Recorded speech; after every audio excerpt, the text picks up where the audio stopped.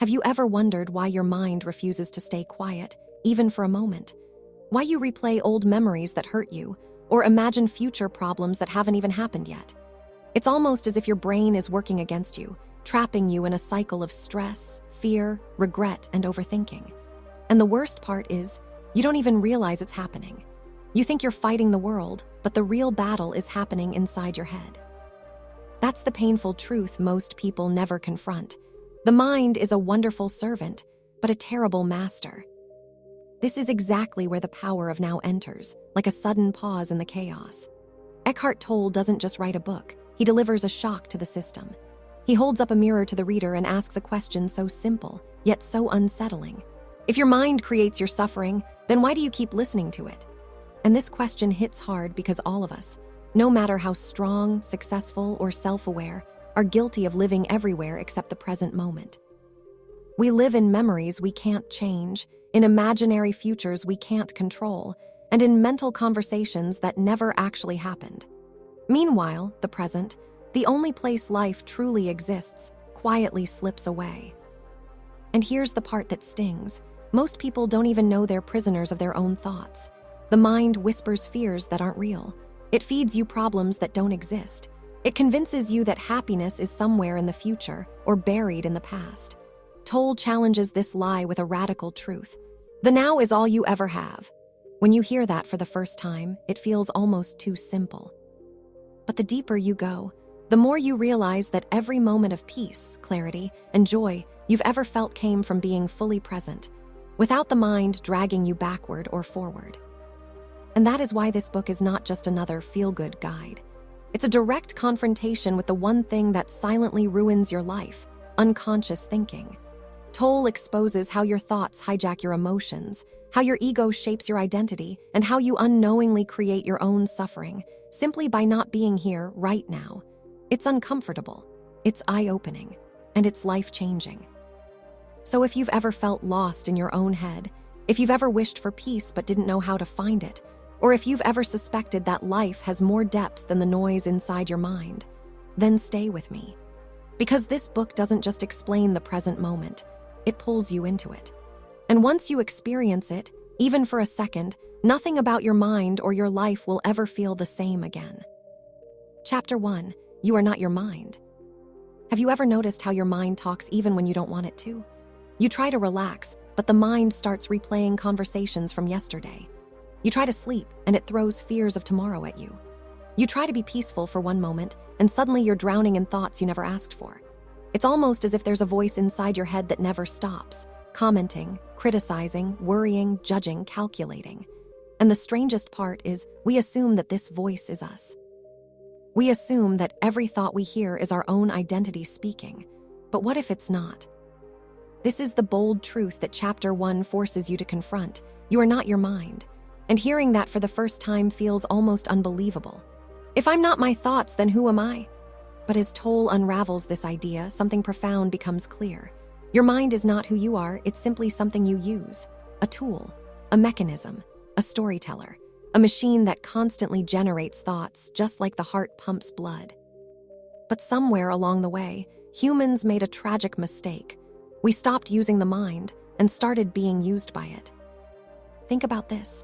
If you were truly your thoughts, then why do so many of your thoughts go against what you want? Why do you think things that hurt you? Why do you worry about things that never happen?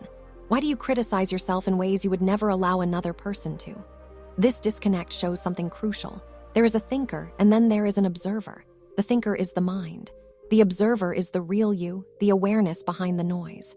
When you catch yourself thinking, why am I feeling this way? The one asking the question is your true self. The one creating the emotional chaos is the mind. And the reason this matters is because most of your suffering comes from identifying with the mind's endless chatter.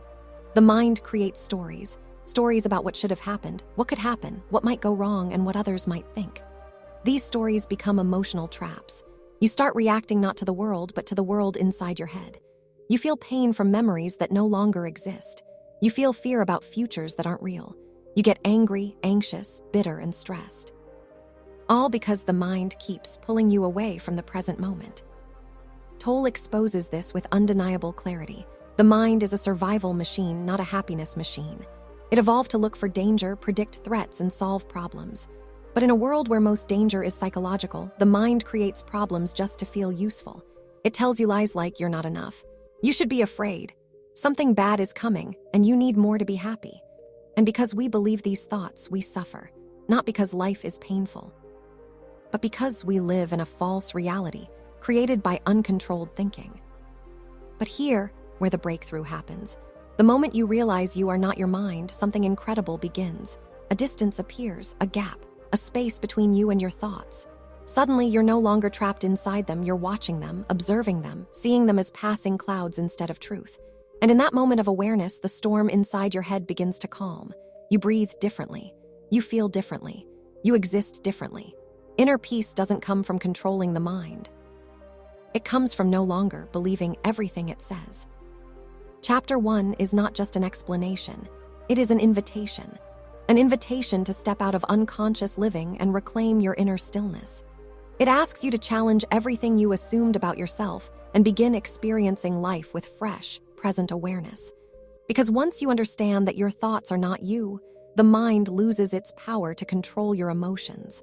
And that is the first step toward real freedom. Chapter 2, Consciousness, the way out of pain. Pain is a strange teacher. It enters without permission, stays longer than we want, and leaves scars that shape us in ways we don't always understand. But the hard truth is this: while life brings challenges, most of the pain we feel is not from events themselves, it's from the mind's reaction to them. Pain becomes suffering the moment the mind starts replaying it, analyzing it, exaggerating it, and turning it into a story that lives far longer than the actual moment ever did. Chapter 2 begins with a powerful revelation.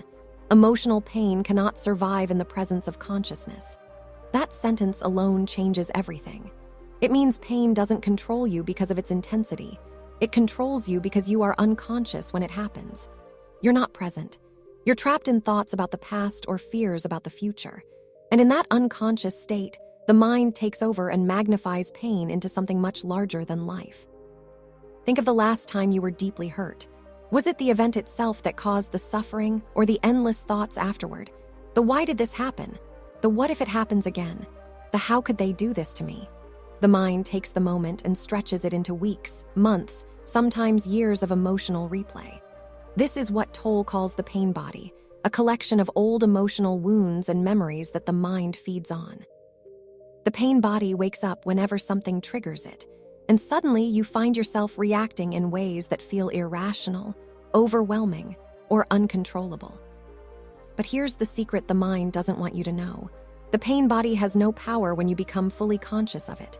When you watch the emotion without judging it, without telling a story about it, without letting the mind personalize it, you break the cycle. You stop feeding it.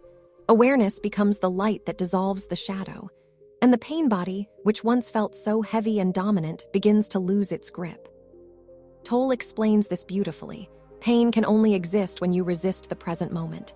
When you fight what is happening, when you argue with reality, suffering is born. But when you drop resistance, even for a moment, something miraculous happens. The emotional charge softens. The tension loosens. The suffering becomes temporary instead of a lifelong companion. Presence turns pain from a monster into a passing visitor. And consciousness isn't something mystical or complicated. It simply means paying attention to what's happening right now, without the mind turning it into a story. When you feel anger, become aware of the anger. When sadness arises, observe the sadness. When worry appears, watch it like a cloud moving across the sky. You don't fight it and you don't feed it. You allow it to exist in the space of awareness, and in that space, it transforms. This chapter makes something clear. Awareness is the escape, not distractions, not emotional suppression, not overthinking, awareness, pure presence. When you become aware of a painful emotion the moment it arises, you interrupt the mind's old patterns. You stop the automatic reactions. You break generational cycles. You heal wounds that have been passed down, sometimes without words, for decades. And this is why consciousness is not just a concept. It's freedom. Freedom from being controlled by your emotions. Freedom from reliving trauma. Freedom from the stories that your mind keeps recycling. When you are present, truly present, the mind loses its ability to hurt you. You step into a different dimension of life where peace is not something you chase, it's something you experience. Chapter 2 doesn't tell you to avoid pain. It teaches you how to stop turning pain into suffering. It shows you that the way out isn't through thinking more, but through thinking less. Through seeing clearly. Through being fully here in this moment where the mind cannot distort reality. Presence becomes a shield, a healer, and a guide. And once you taste even a drop of this awareness, everything changes. Your emotions feel lighter. Your reactions become calmer. Your identity loosens from old pain. You begin to realize that life is not the storm your mind makes it out to be. The storm only exists when you're not present. This chapter is not just about healing pain. It's about reclaiming your power. Chapter 3, moving deeply into the now. There is a moment in every person's life when they realize something profound. Not in a dramatic scene, not in a crisis, not even in a moment of joy. It happens quietly, almost invisibly, when you suddenly understand that life is not happening later, it's not waiting around the corner, it's not hidden in your goals, and it definitely isn't buried in your memories. Life is happening now. Right now. In this breath. In this exact moment that most people never fully experience. Chapter 3 of The Power of Now is a deep invitation to step into this truth, to not just understand it intellectually, but to live it. Tolle explains that most people treat the present moment like a doorway, something you rush through because the real life is on the other side. But the stunning realization is this: the present is the only place where life actually exists. And yet, we run from it. We escape into our thoughts. We drown in worries. We replay old arguments. We imagine futures that haven't happened. We live surrounded by noise, mental noise, and call it normal. But think about this for a moment. When was the last time you brushed your teeth with full awareness?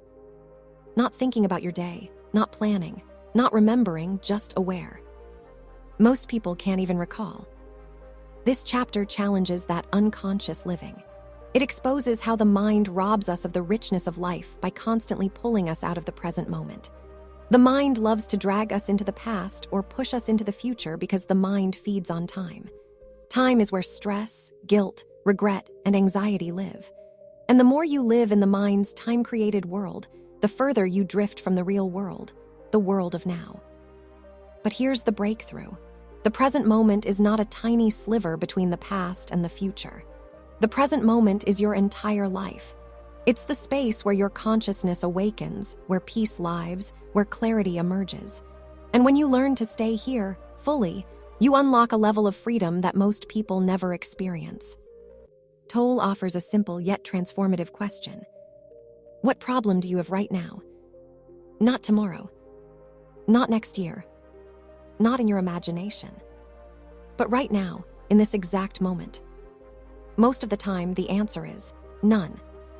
Because real problems don't exist in the now-only situations, and situations can be dealt with. It's the mind that transforms situations into overwhelming problems by adding stories, fears, predictions, and drama. When you stay in the now, life becomes manageable, even peaceful. Suddenly, you can breathe again. This chapter also explores something powerful. Presence is not passive. It's not zoning out or being emotionless. Presence is the highest form of strength. When you're present, you respond instead of react. You listen instead of assume. You act from clarity instead of fear. You don't get lost in the storms of the mind. You watch them pass like clouds. But moving deeply into the now requires practice. It asks you to notice when your mind drags you away. To gently guide yourself back to your senses, your breath, your awareness. This is not about forcing anything. It's about remembering that the present moment is home. One of the most beautiful messages in this chapter is this: you don't have to escape life. You only need to escape the constant mental noise that keeps you from experiencing it. When you move deeply into the now, everyday moments become extraordinary. A conversation becomes meaningful. A walk becomes peaceful. Breathing becomes healing. Silence becomes alive. For the first time, you are not trapped in your thoughts, you are living. And when you begin to live this way, something miraculous happens. Your suffering decreases. Your relationships improve. Your stress fades. Your inner world becomes calm. Your outer world becomes clearer. You start to understand what it means to be truly alive, not later, not someday, but now. This chapter is not just a teaching, it's an awakening. It's an invitation to step into a new state of being where life feels lighter, richer, and infinitely more real. Because the truth is, the present moment has always been offering you peace. You just weren't here to receive it. Chapter 4: Mind Strategies for Avoiding the Now. Have you ever wondered why staying present feels almost impossible? Why the moment you try to focus on the now, your mind drags you into memories you didn't ask for, worries you never wanted, or imaginary conversations you'll never actually have? Eckhart Tolle explains that this isn't a mistake or a personal weakness. It's a strategy, a survival mechanism of the mind. The present moment threatens the mind's dominance, so the mind fights back by pulling you away from it. In this chapter, Tolle reveals how the mind cleverly avoids the now, because the now is where its control begins to slip. One of the first strategies the mind uses is the illusion of psychological time.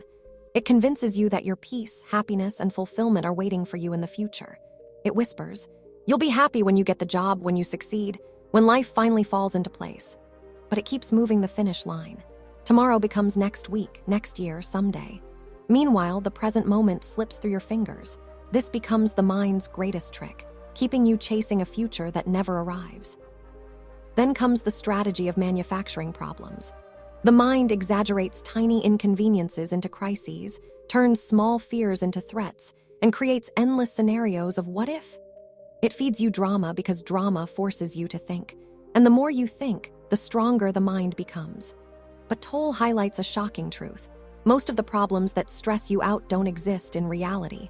They exist only in your mind.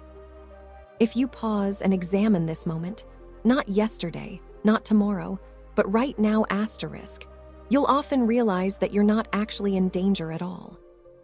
Another trick the mind uses is identity building. It labels you based on past wounds, criticism, failures, and even praise. It tells you who you are often in the harshest, most limiting ways possible.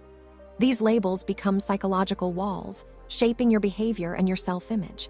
And once the mind successfully attaches you to these identities, being present becomes almost impossible. How can you experience the now when you're busy defending the person your mind says you are? Perhaps the most powerful strategy the mind uses is convincing you that your thoughts are you. Once you believe that every thought is personal, you get caught in an emotional trap. A negative thought doesn't just appear, it becomes your reality. A worry doesn't just pass through your mind, it becomes your identity. But Tolle reveals a liberating insight. You are not your thoughts. You are the awareness that notices them. The moment you realize this, a gap appears, a space where you can observe the mind instead of obeying it. And that space is the beginning of freedom. The core of this chapter is simple but transformative. Your mind has spent your entire life training you to avoid the present moment because the present moment exposes its illusions. When you enter the now, even for a few seconds, the mind's grip weakens. Thoughts lose their weight, worries fade. Identity becomes fluid instead of rigid. You start experiencing life directly rather than through mental filters and unexamined fears. Chapter 4 isn't just a lesson, it's a revelation. It exposes how your mind manipulates you, distracts you, and traps you in endless loops of thinking. But it also hands you the key to escape. Once you see the strategies clearly, you can't fall for them the same way again. They lose their power under the light of awareness. And in that awareness, you begin to reclaim your life, one present moment at a time. Chapter 5, The State of Presence. What does it truly mean to be present? Not in a poetic sense, not as a motivational slogan, but in the raw, experiential reality of your everyday life. In Chapter 5 of The Power of Now, Eckhart Tolle reveals that presence isn't something you practice for a few minutes before returning to your normal life. It is a different state of consciousness altogether. It's the shift from being lost in thought to being fully aware, fully alive, fully here. And once you taste it, even for a moment, you begin to understand why Tolle calls it the gateway to peace. Presence begins with something deceptively simple: noticing. Noticing your breath, noticing your environment, noticing the subtle aliveness within your body. The mind hates this. The moment you start observing, the mind loses its grip because thoughts cannot dominate a person who is aware of them. Presence breaks the automatic stream of thinking, allowing you to step back and witness your mind like you would watch clouds pass through the sky. And that tiny moment of witnessing, even just a brief pause, is the opening to a deeper state of consciousness. Tolle explains that presence is not something you achieve by force. You don't try to be present. You allow it. Presence appears the moment you stop trying to control everything, the mind, the situation, the future, and simply experience the now as it is.